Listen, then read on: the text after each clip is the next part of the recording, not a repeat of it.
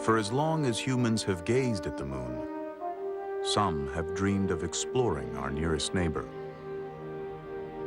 this mysterious object of wonder. But when future generations look back, they may be surprised to learn why men first went to the moon. Because the ancient dream of exploration had almost nothing to do with what was called Project Apollo. Any idea that the Apollo program was a great voyage of exploration or scientific endeavor is nuts. People just aren't that excited about exploration. They were sure excited about beating the Russians.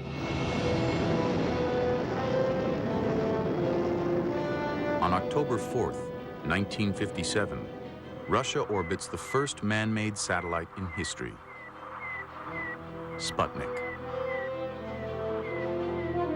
To many Americans, it's a shocking defeat, a Pearl Harbor in space. It is quite possible that an aggressor nation that dominates space will then dominate the world. We just can't let that happen.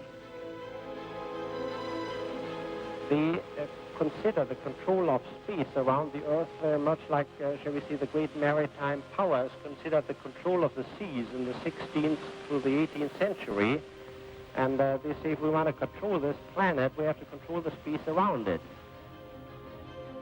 Dr. Wernher von Braun is America's leading rocket scientist, a German engineer who created the V-2 rocket for Hitler in World War II. He now works for the U.S. Army. For years, von Braun has dreamed of exploring space. Thanks to the Russians, he'll get the chance. 9 months after Sputnik, President Eisenhower creates the National Aeronautics and Space Administration, NASA. NASA announces Project Mercury, a program to put an American in space. These, ladies and gentlemen, are the nation's Mercury astronauts. The 7 Mercury astronauts become instant heroes, Cold War warriors, ready to battle communism in space.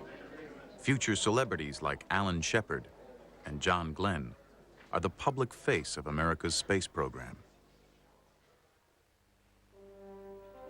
But even the Mercury astronauts had no idea what was already going on behind the scenes at a little-known NASA laboratory. Here at the Langley Research Center in Virginia is where Apollo began. Even today, few Americans realize that in the 1950s, a tiny group of engineers was already planning trips to the moon. They were called the Space Task Group, visionaries dreaming remarkable dreams. One of them, Dr. Maxime Faget, will become a legend, helping to create every American manned spacecraft.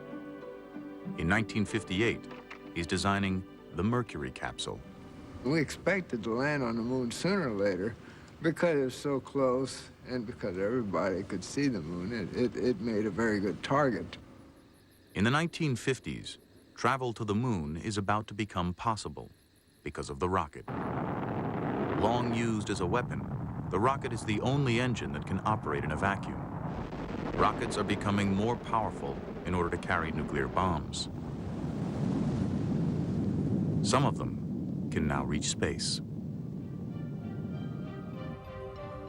For an astronaut to survive there, he'll need the protection of a spacecraft or capsule. Even a small capsule will need a huge rocket to put it in space. Overcoming gravity takes enormous amounts of fuel, so the rocket is divided into stages. As each one burns its fuel, it drops away to save weight. By the time the capsule finally reaches space, the rocket that put it there is gone. Weight is a problem for the engineers from the beginning, and it will affect every decision they make.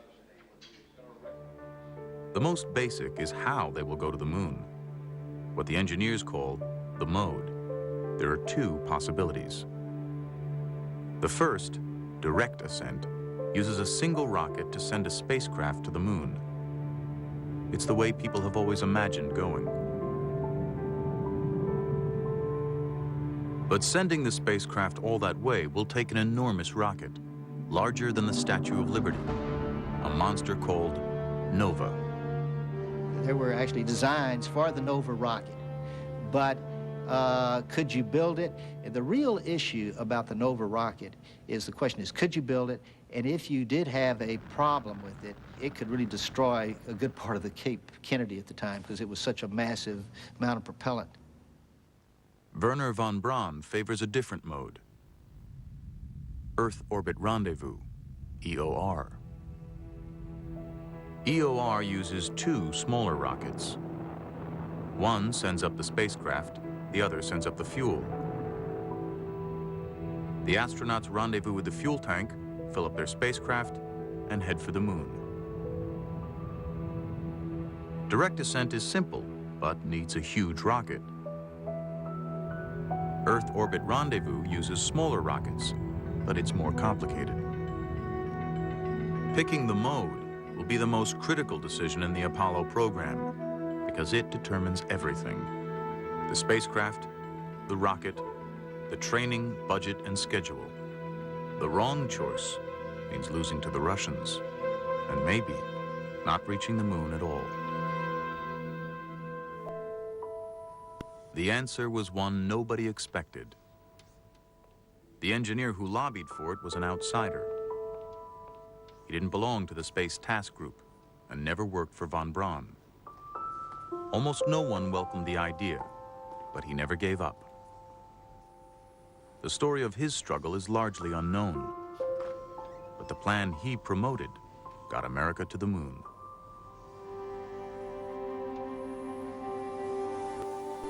His name is Dr. John Hobolt. In 1959, he's adamant both modes, direct and Earth Orbit Rendezvous, will fail because the spacecraft needed to land on the moon is much too large. It was a vehicle about the size of an Atlas. Down at the Cape, it takes 3,000 men, a launch pad, and a launch facilities to get an Atlas off the ground from the Earth. They were going to land something the size of an Atlas on the moon backwards with no help whatsoever. I thought that was preposterous. 14 million. Hobolt suggests not taking the main spacecraft down to the moon at all. Instead, the astronauts will use a separate lander, a small taxi or bug. One time we called it the Lunar Excursion Vehicle, sometimes we called it the bug, sometimes we called it the Lunar Schooner. But the idea was that we go there, we go into orbit around the moon, then make a decision to land, so we would land with the small lander, but keep the command module in orbit. He was the lonely vigil observing everything. After we explored, we'd take off again, ascend, make the rendezvous again with the command module, dispense with the lander because it's done its job, and then we'd return to Earth in a very normal way. This is Lunar Orbit Rendezvous, LOR. By using a separate lander and not taking the mothership down to the moon, LOR saves fuel and weight. Hobolt promises LOR can get America to the moon with one rocket, and it won't have to be the huge Nova. But the astronauts' safe return depends on rendezvous, something no one's ever done, even around the Earth. Hobolt's plan requires that rendezvous work perfectly at the moon. To almost everyone, that seems insane.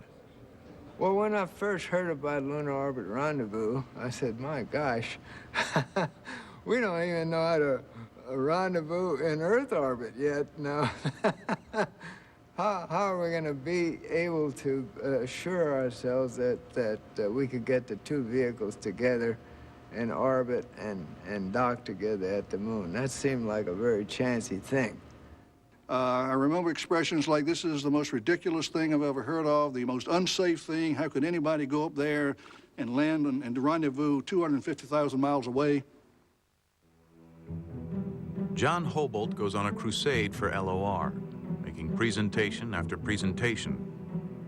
Though he did not invent the idea alone, Hobolt has become its main advocate. and he's beginning to annoy some powerful critics, like Max Faget. Well, Hobart was a rather pushy guy, there's no doubt about it.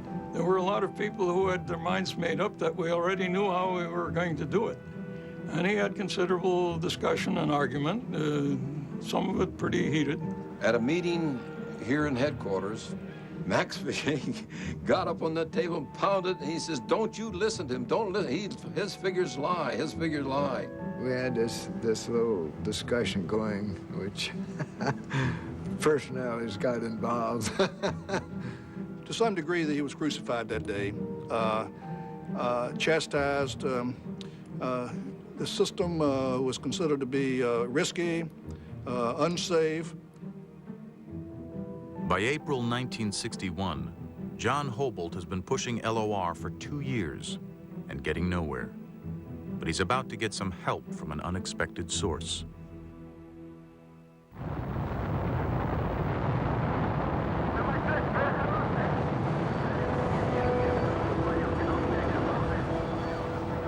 On April 12, 1961, the Russians put the first man in space, Yuri Gagarin. It's the worst defeat for America's space program since Sputnik. And it puts the pressure on a young president who's only been in office 12 weeks. President, don't you agree we should try to get to the moon before the Russians if we can? If we can get to the moon before the Russians, we should. And isn't it your responsibility to apply the vigorous leadership to spark up this program? When you say spark up the program, we first have to make a judgment based on the best information we can get whether we can be ahead of the Russians to the moon. We're now talking about a program which may be, which are many years away. The Saturn is still on a 40-hour week, isn't it, Mr. President? Saturn is still going to put us well behind. 2 days after Gagarin's flight, Kennedy has White House counsel Theodore Sorensen ask NASA what space project might beat the Russians. Their answer is a moon landing. Can we be the first to do that? Can we beat the Russians to that? They said, yes, that is sufficiently far off that the U.S. could probably, if it started now, have a chance of beating the Russians to that. That I knew Kennedy would be interested in hearing. Sorensen reports to Kennedy. In Sorensen's mind, it is the decisive moment. And he said, I think we ought to try for the moon. There are a lot of tough things we've got to figure out first, but I think that would be the way to do it, if we can do it. But not everyone agrees. Members of a committee led by Jerome Wiesner of MIT are against going to the moon, or even putting a man in space at all. Their secret report warns that the death of an astronaut could seriously embarrass Kennedy.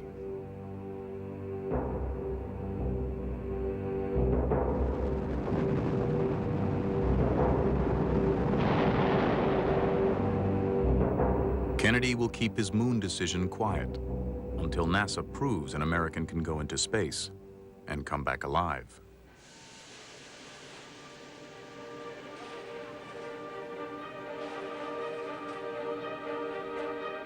That man will be Alan Shepard.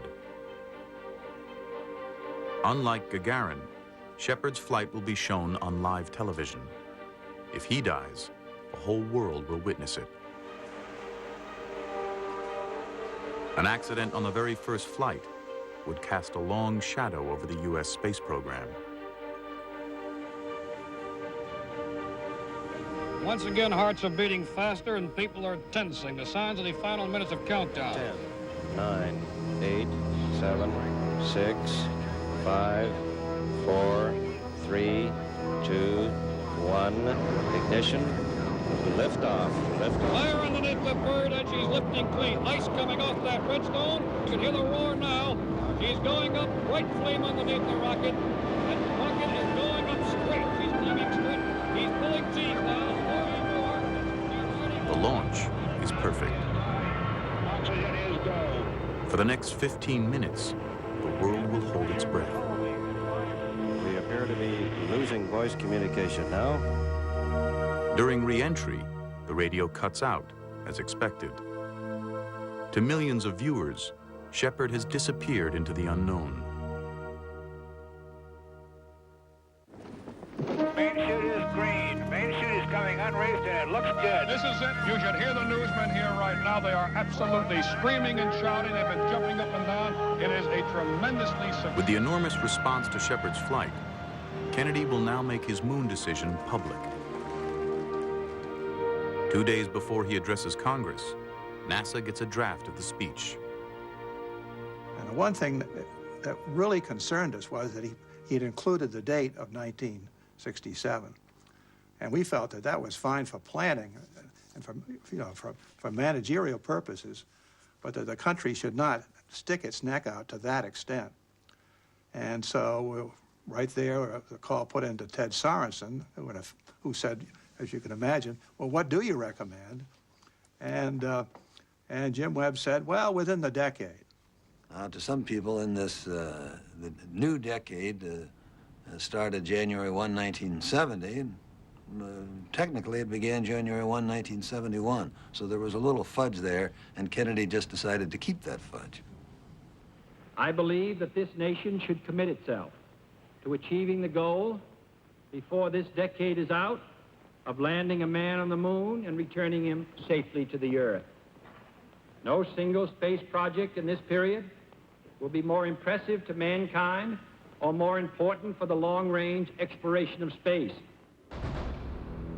America is headed for the moon.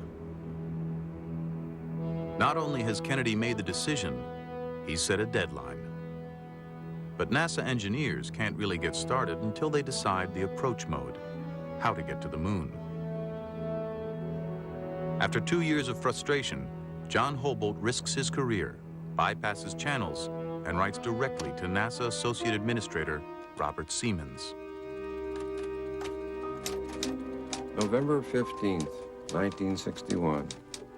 Dear Dr. Siemens, the important question is, do we want to get to the moon or not?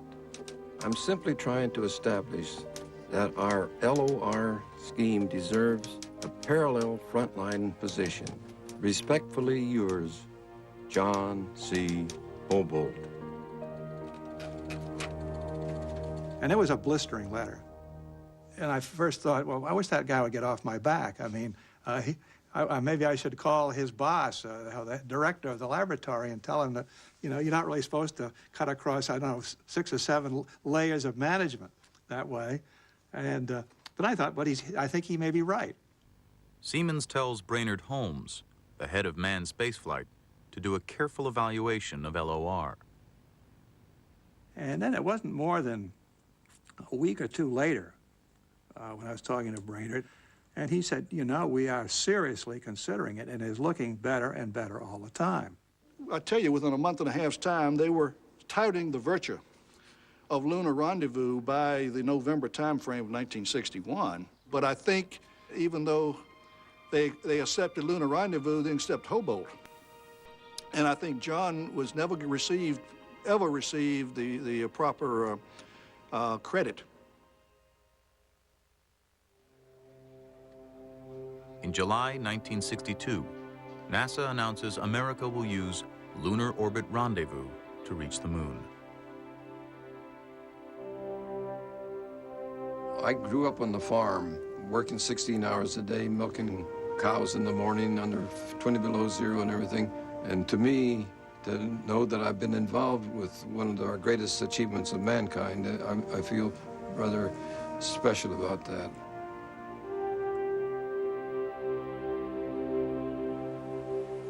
NASA has made its decision, but Lunar Orbit Rendezvous is still just theory. If it fails, the astronauts will be stranded at the moon forever. John Hobolt is convinced Rendezvous will work. Now it's up to the astronauts to prove he's right. It will take precise flying at extremely high speeds, with little margin for error. This is why military test pilots were selected in the first place. To rendezvous, they'll need a spacecraft they can maneuver, a true flying machine. controlled by the pilot. But the primitive Mercury capsule is not it. All we could do in Mercury was put it up and fire the retro rockets and bring it down. We couldn't maneuver the vehicle. We couldn't change its inclination, couldn't change its altitude, couldn't do any kind of operations in space. By 1963, Mercury's 6 flights are over. Apollo is still on the drawing board. Can 2 spacecraft rendezvous? Can man survive a 2-week trip to the moon? Can he get out of the spacecraft with nothing but a suit for protection? All essential questions, and no way on Earth to answer them. Lost between the pioneering flights of Mercury and the lunar triumph of Apollo is the program that found the answers. It was called Gemini. Nearly forgotten today, Gemini was the essential step to the moon. Gemini came along as kind of a step in the middle. As a matter of fact, we were doing Mercury, people began to work on Apollo, and then a number of people realized that there was a whole bunch of things that we could do in Earth orbit that we would like to do there before we ever went and tried them at the moon. Using a sophisticated 2-man capsule not much bigger than the old Mercury, Gemini will test rendezvous, long-duration flight, and spacewalking. All important, but none more critical than rendezvous. Everything was based on doing a lunar orbit rendezvous. All the hardware was sized to do that. The performance of the command and service module, the lunar module, the Saturn V booster was all based on the assumptions we could successfully do a lunar orbit rendezvous, except nobody had ever done one. In December 1965, the first rendezvous attempt in history begins. 2 Gemini flights lift off a few days apart.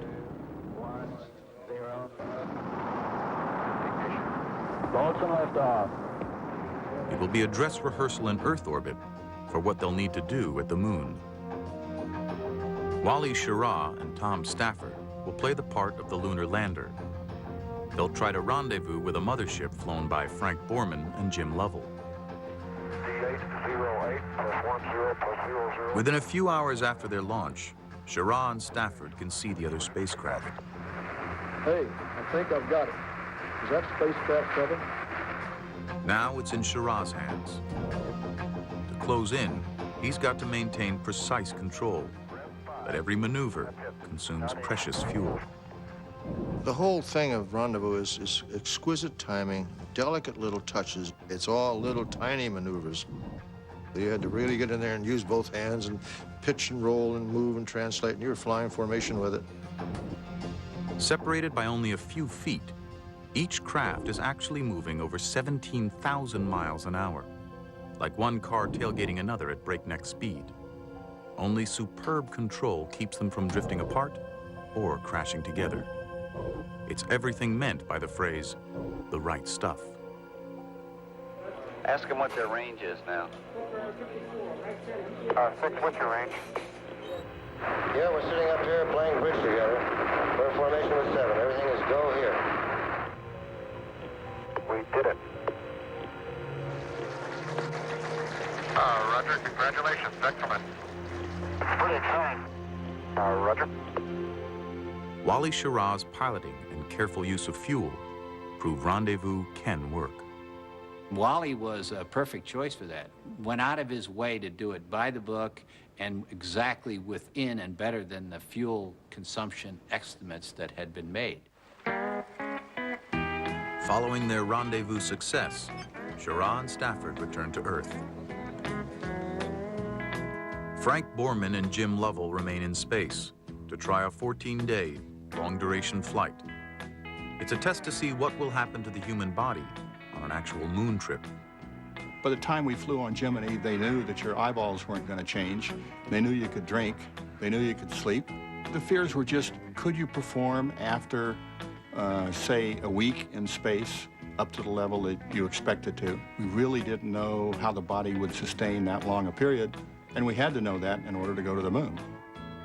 Unfortunately for Frank Borman, this flight is primarily a medical experiment run by doctors. One of the things that I learned in the NASA program, if you give the doctors an inch, they'll take a mile. So I launched with an EEG, needles stuck in my head and everything else you could think of. Just to be confined in there like a sardine in a can, that was a real trial. And of course, you're sitting right next to your companion, and for 2 weeks being with Frank Borman. In fact, 2 weeks being with Frank Borman any place was a real challenge. But anyway, Frank had a book called Roughing It, which we were trying to read. We also sang to each other. Nat King Cole at that time had a very popular song, Put Your Sweet Lips a Little Closer to the Phone. Put your sweet lips a little closer to the phone. Let's pretend that you and I are all alone. That got on our minds, and we sang that damn song for 2 weeks. So we still sing it occasionally.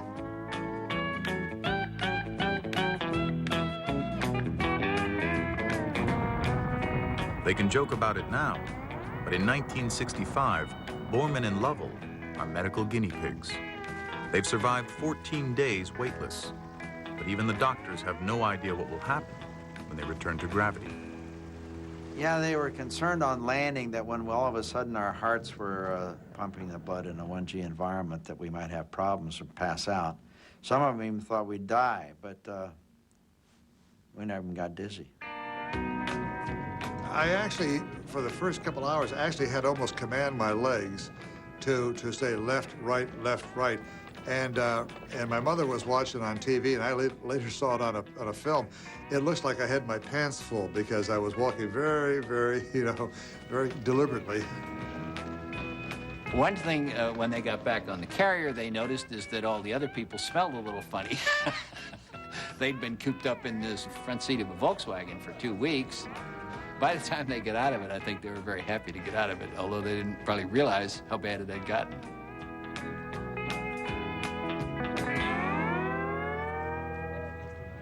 So far, Gemini has succeeded brilliantly, but the final challenge to master is extravehicular activity, EVA. Within a few minutes, he fogged over. We were so naive, we didn't even think about putting defog on our visor like you do when you go snorkeling or scuba diving. And so he was huffing and puffing, and I was flying the spacecraft. He says, Tom, I've got a hard time controlling myself. And it was a very, in retrospect, somewhat of a hair-raising thing. And there were probably times where there were people down here on Earth wondered whether I'd get back in because my heart rate was running at 170 beats a minute. I said, hey, this is not a good situation at all. NASA downplayed the concern, but losing an astronaut during EVA was a very real fear. Hours before the flight began, Deke Slayton, head of the astronaut office, had spoken to Tom Stafford in private about the unthinkable. Tom, he says, NASA management wanted me to let you know if something happens to him out there, and if he dies, you've got to bring him back because we can't afford to have a dead astronaut floating around out there. I looked at him, I said, we've never talked about this before. Cernan is getting his oxygen from an umbilical hose that passes through an open hatch. Stafford must fly the spacecraft. If Cernan dies, there's no way Stafford could pull his body back in, get him into his seat, and shut his hatch. The only way Stafford could possibly bring Cernan back is to re-enter the atmosphere trailing his body, with the hatch still open. The Gemini would be in front, but this thing is going to be whipping us all around. I says, and furthermore, I've got an open hatch, and all I have is this thin suit was in just one layer of nylon, and I've got 3,200-degree plasma coming a couple of inches right above my shoulders through that open hatch. Said he's got 7 layers of insulation. That's not going to help him too much. He's dead anyway, but I've got 1 layer here, and this plasma is going to come through the hatch. And then suppose we even get through all that, then a pilot chute comes out. Is that going to get snared with what's left of Cernan? And then here comes the main parachute out. Is that going to get snared and with what's left up there? And so here I'm going to plop down in the ocean with a hatch open. What happens then? And he says, well, what should I tell NASA management? And I said, probably I'll cut him loose. If he really is dead, I'll do all I can. But if he's dead, there's a good chance you're going to jeopardize the spacecraft and me too. Stafford was just going to literally have to cut the cord, and I might still be a satellite out there traveling through the sky 20, 30 years later. For Stafford, the unthinkable has become all too real. Forget the EVA. All he cares about now is saving Cernan's life. So I called the ground and the contact said, I've called it quits. I'm going to get him back in before we go in the next nighttime. Got him in.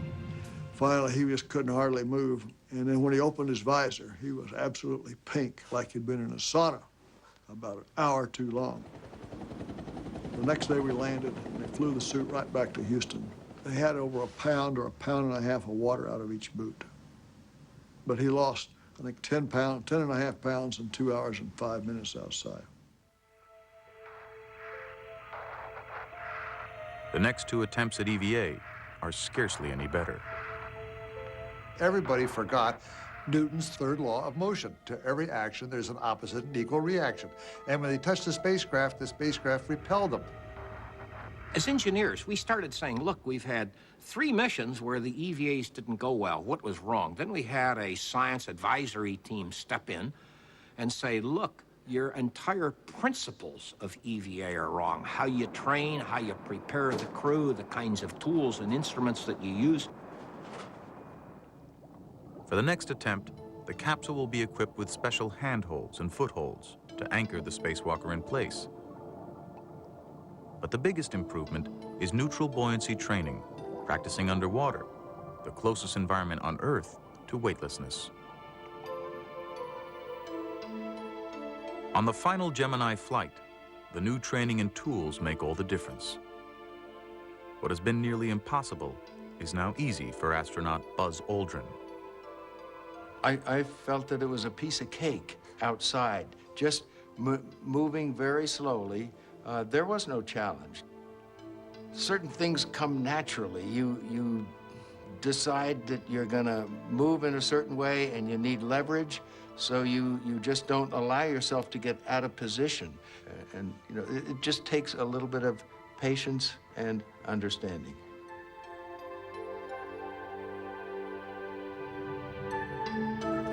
In November 1966, Gemini comes to a triumphant finish. A late addition to NASA's plans, Gemini has proven every technique Apollo will need to reach the moon. We had to learn how to do all the things to prove that they could be done before we could even begin to think about going to the moon on Apollo. And Gemini, in its own historical context, was perhaps as important as Apollo, because without Gemini, there would have been no Apollo. We had finally figured out how to do EVAs without fogging up the visors. We'd figured out how to do rendezvous. We figured out how to do long-duration flights. Now, suppose we had never done any of this. Say, whoopee, we're going to the moon, and never done Gemini. It would have been a disaster.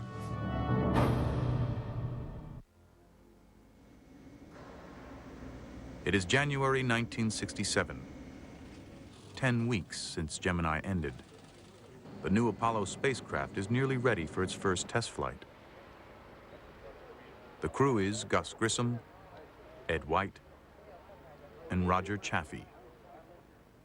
Chaffee is a rookie. This will be his first flight. Ed White flew once in Gemini. He was the first American to walk in space.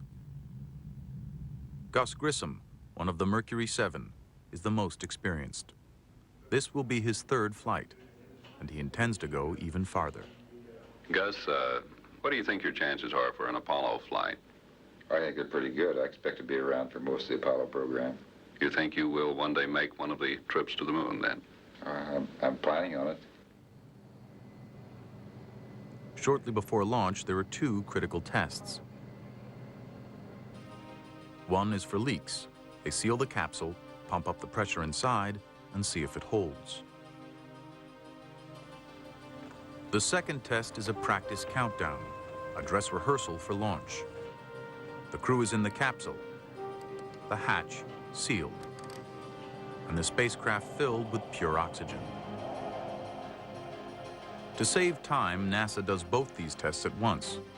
They check for leaks at high pressure while the crew is inside, in pure oxygen. The combination is lethal. We had 15 psi of pure oxygen in that spacecraft. And at 15 psi of oxygen, aluminum burns. After years of doing this same test on every Mercury and Gemini capsule, NASA has become complacent about pure oxygen at high pressure. On January 27th, 1967, their luck runs out. There are communication problems, and Grissom is frustrated. You copy? No, I didn't read you, Chuck, at all. I can't read you, Chuck. You want to try the phone? How do I get the moon? We can't talk between three buildings. I can't hear a thing you're saying. Jesus Christ. Did you guys talk together up there at the command module? I said, how do I get the moon? We can't talk between two or three buildings. Ironically, the end of the test is to be an emergency escape drill, but it never gets that far. At 6:31 p.m., somewhere in miles of wire, a spark jumps. I was looking at a TV on my launch director's console. I saw a flash, and the spacecraft really burst into flames. We heard these screams in the intercom coming from the spacecraft, and we heard the people on the pad yelling about a fire. In the high-pressure oxygen, the fire quickly becomes an inferno. Seated in the middle, Ed White is desperately trying to release the hatch, but the hatch opens inward. When the spacecraft was pressurized, there was no way Ed White could pull that hatch inward. I mean, there was tons of force holding that hatch closed. It takes pad technicians 5 minutes to get the hatch open. And when they did, our crew had expired.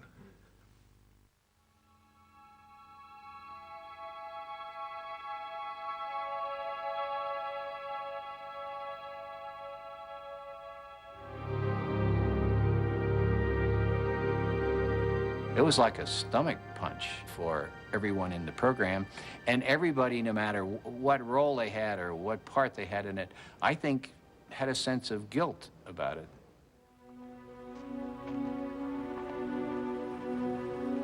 Somewhere along the line, one of us must have missed something, and therefore we let our crew down.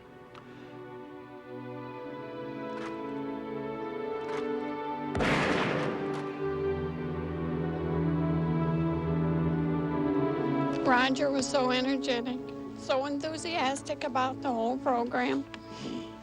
And we're sure that as long as he had to leave this world, he's happy in his spaceship anyway. No anger at what's down at Cape Kennedy? What will continue? What will follow? None whatsoever. The price of progress comes high at times.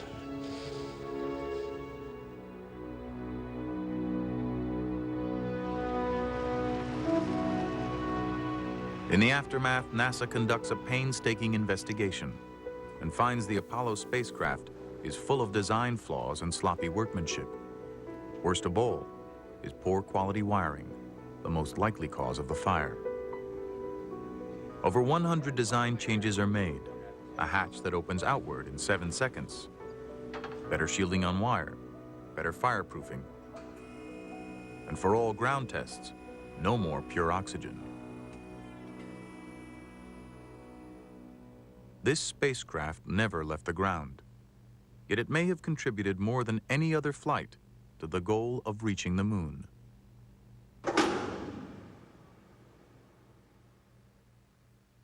I hesitate to say this, but I have to say it. I don't think we would have gotten to the moon in the 60s if we had not had the fire. That's a terrible thing to say, but I think it is true. If that had happened while we were on the way to the moon, we'd have lost the crew, never heard from them again, and it would have been just a mystery hanging over the whole program, which would have caused an untold delay, and maybe even a cancellation. But no matter how improved the new spacecraft may now be, it still cannot reach the moon without a huge and powerful rocket. The Saturn V.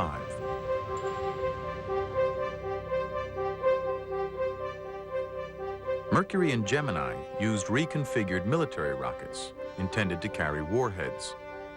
The Saturn V was created solely to explore space.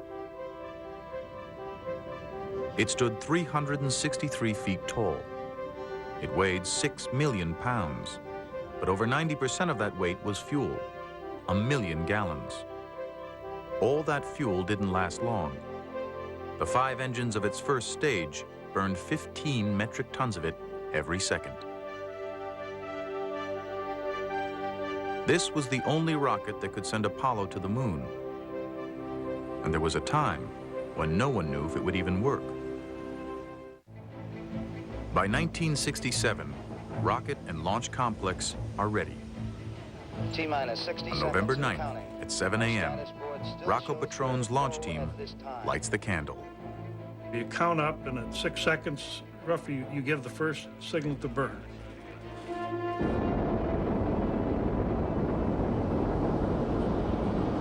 Five, four, we have ignition.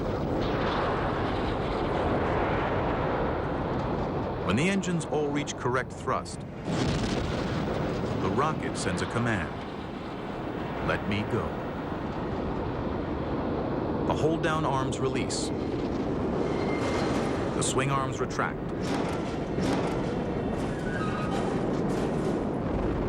The Saturn V is on its own.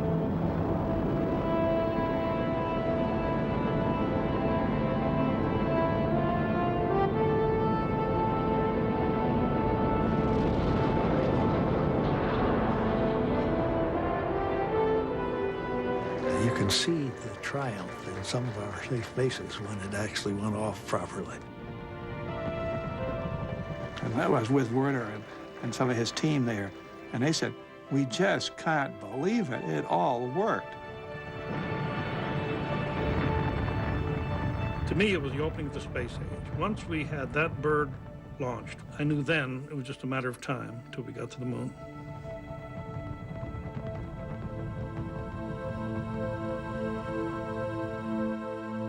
The Saturn V has worked perfectly on its first unmanned test. In little more than a year, Frank Borman, Jim Lovell, and Bill Anders will become the first men to ride a Saturn V. It will take them all the way to the moon.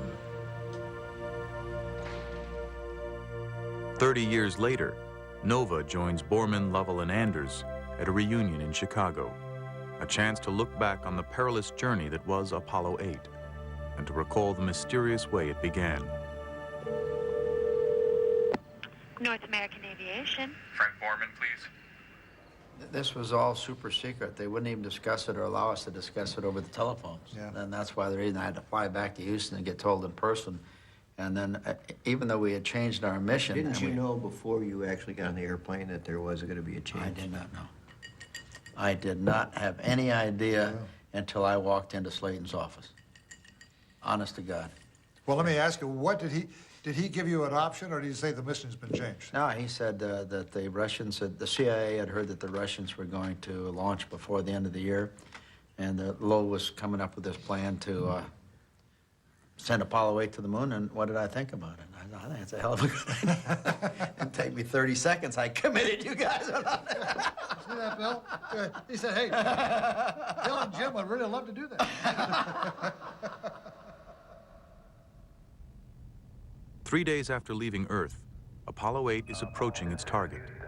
But the moon is invisible, hidden in shadow, lost in total darkness. It was very black. All there was we could see over our shoulder was a black hole with no stars. We assumed that was the moon. In fact, the only time of the flight that my hair kind of crawled on the back of my neck, going into this big black hole.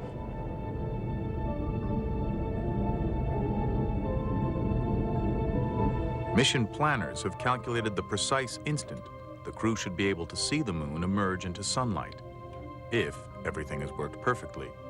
One of the things that would tell us if we were on track or not was a certain point in the flight plan when we'd look down and see the sunrise impacting the lunar surface. And I remember the awe that I had for the people that had done all this calculation. At the exact second we were supposed to see it, there it was. something caught my eye out of my window. And these were the lunar mountains coming up the window. It is humankind's first look ever at the far side of the moon. It was a lot rougher than the front of the moon, the side that's always exposed to the Earth. We were like three school kids looking into a candy store window. Our noses were pressed against the glass. We forgot the flight plan. Then, something happens that no one has predicted, and it turns out to be an even more amazing sight. When I looked up and saw the Earth coming up on this very stark, beat-up lunar horizon, an Earth that was the only color that we could see, a very fragile-looking Earth, a very delicate-looking Earth, I was immediately almost overcome with the thought, you know, here we came all this way to the moon, and yet the most significant thing we're seeing is our own home planet, the Earth. Though their mission is to photograph the moon, all three men focus on the Earth. Bill Anders takes a picture that gives humanity its first look at our home as it really is. Earthrise.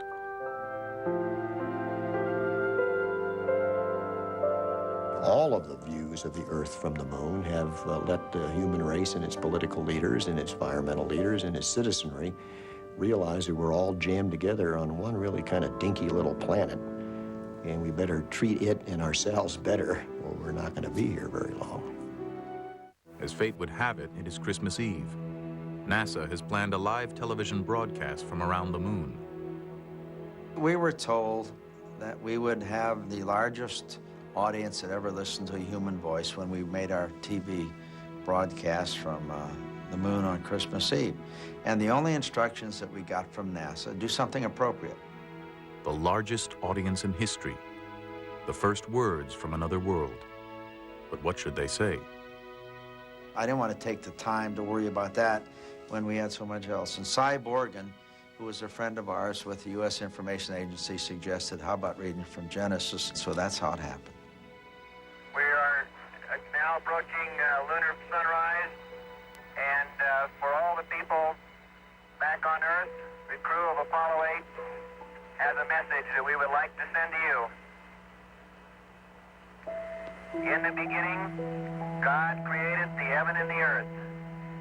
And the earth was without form and void, and darkness was upon the face of the deep. And the Spirit of God moved upon the face of the waters. And God said, "Let there be light." And there was light. And God saw the light, that it was good. And God divided the light from the darkness. There's a lot of times in my life when I've been brought to tears by just the power, the immensity, the beauty of what we were doing. And this was one of those days. And God saw that it was good.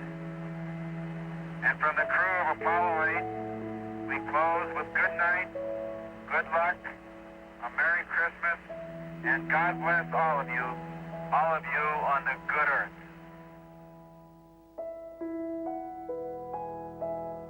As soon as the thing was cut off, we talked to the ground. I said, "Did you get all that?" They said, "Yeah." "Did it come in fine?" "Yes."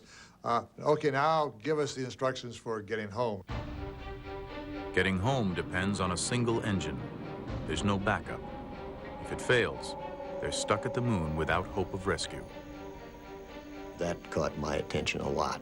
We knew we would be there forever if, indeed, that engine didn't work again. So that was a sobering thought. All systems are go. Over. Roger, thank you, Houston. Apollo 8. I think the premier of all the tense moments was the burn to get us back out of lunar orbit. We only had a single engine to do that, and had it failed, we'd still be circling the moon. So I can assure you there were 6 eyeballs focused on those instruments. Well, we were talking about what we called the TEI burn, the trans-Earth injection, and of course we spent 20 hours going around the moon, and we were all kind of tired, and so we were programming the computer to turn on the engine and get the proper attitude. And as we got around the backside, because this burn starts at the backside, so no one can hear us from the earth. And on the computer, it comes up a little sign that says, a couple numbers that essentially says, are you really sure that you want to make this maneuver? This is your last chance to make up a decision. So I said to Frank, hey, do we really want to? Frank says, push the button, push the button. I'll never forget that.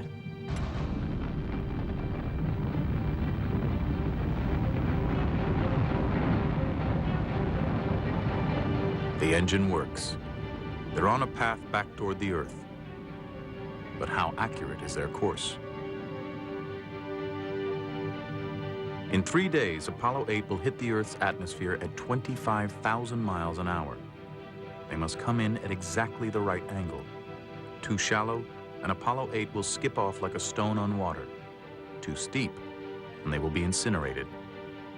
And we had to come 240,000 miles to hit something that was a re-entry target about the size of a letter slot, seen from about 4 miles away. We had to slide the letter into that slot. And the initial throw was good enough that that letter went right through the middle of it. On the re-entry, Bill hadn't flown before, so Lovell and I were kidding him all the time about how exciting the re-entry was going to be and this and that and the other thing, and that don't worry, we were going to be all right. And then about halfway through the re-entry, the Apollo was so much more spectacular than Gemini that Lovell and I were both scared. We shut up. Yeah. You remember that? With its Earthrise photograph and reading of Genesis, Apollo 8 has struck a universal chord, moving the human spirit all across the world. I think the high point of my space career was Apollo 8. I say that because we were the first 3 people to leave the Earth, to go to the moon, to see the moon, the far side, but also the first people to see the Earth as it really is.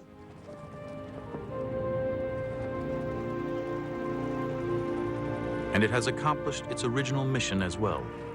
It got to the moon before the Russians. Realizing that we had done our job well, that we'd beat the Russians to the moon, and there was no doubt in my mind now that the rest of the program was going to work. I had a feeling almost of euphoria. I was so pleased. I was so thankful for, you know, because let's face it, God must have been looking after us or we wouldn't have made it. So it was a very, very, very religious experience for me.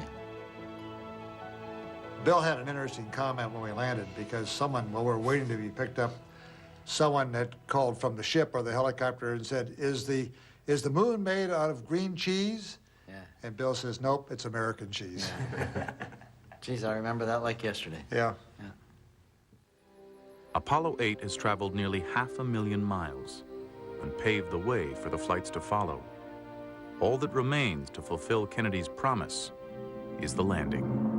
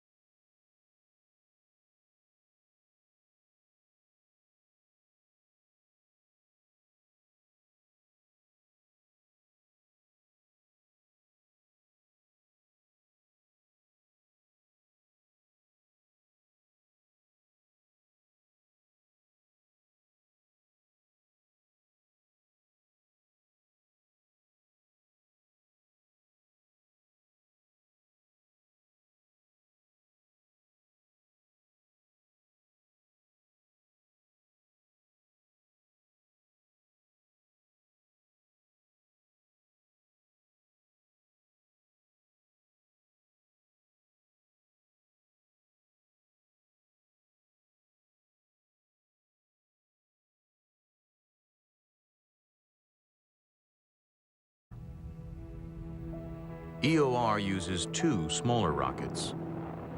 One sends up the spacecraft, the other sends up the fuel. The astronauts rendezvous with the fuel tank, fill up their spacecraft, and head for the moon.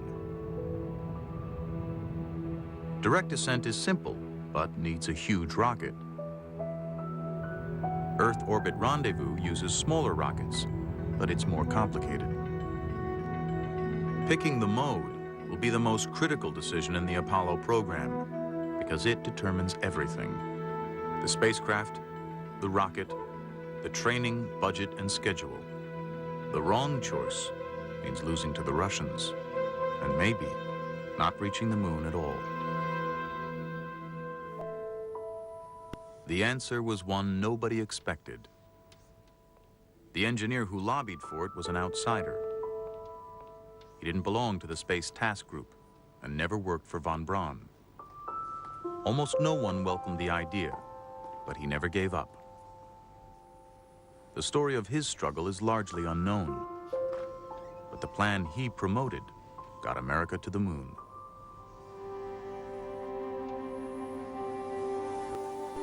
His name is Dr. John Hobolt.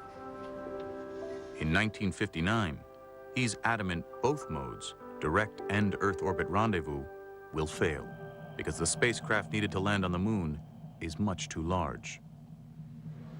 It was a vehicle about the size of an Atlas. Down at the Cape, it takes 3,000 men, a launch pad, and a launch facilities to get an Atlas off the ground from the Earth. They were going to land something the size of an Atlas on the moon backwards with no help whatsoever. I thought that was preposterous. 14 million. Hobolt.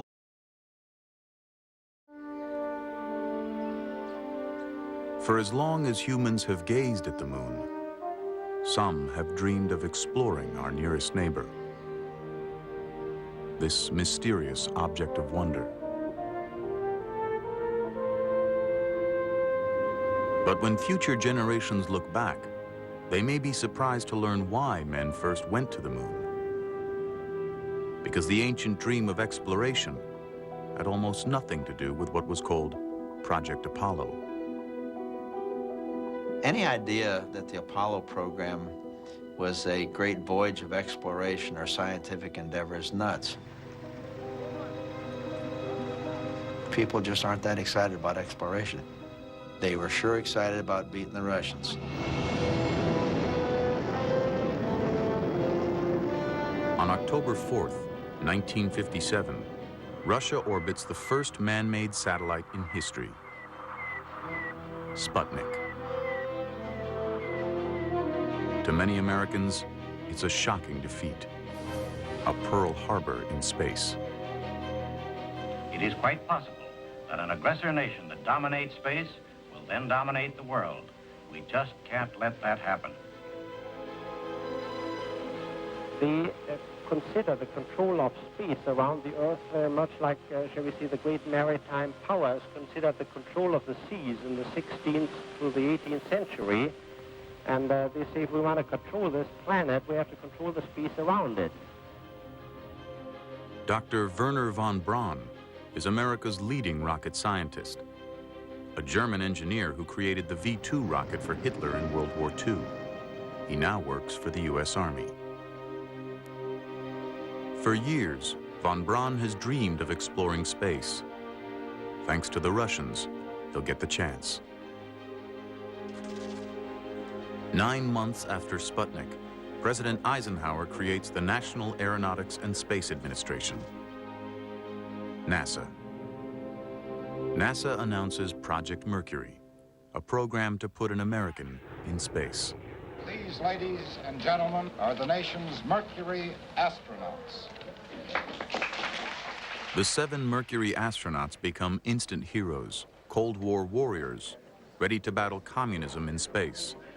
Future celebrities like Alan Shepard and John Glenn are the public face of America's space program. But even the Mercury astronauts had no idea what was already going on behind the scenes at a little-known NASA laboratory. Here at the Langley Research Center in Virginia is where Apollo began. Even today, few Americans realize that in the 1950s, a tiny group of engineers was already planning trips to the moon. They were called the Space Task Group, visionaries dreaming remarkable dreams. One of them, Dr. Maxime Faget, will become a legend, helping to create every American manned spacecraft. In 1958, he's designing the Mercury capsule. We expected to land on the moon sooner or later because it was so close and because everybody could see the moon. It made a very good target. In the 1950s, travel to the moon is about to become possible because of the rocket. Long used as a weapon, it suggests not taking the main spacecraft down to the moon at all.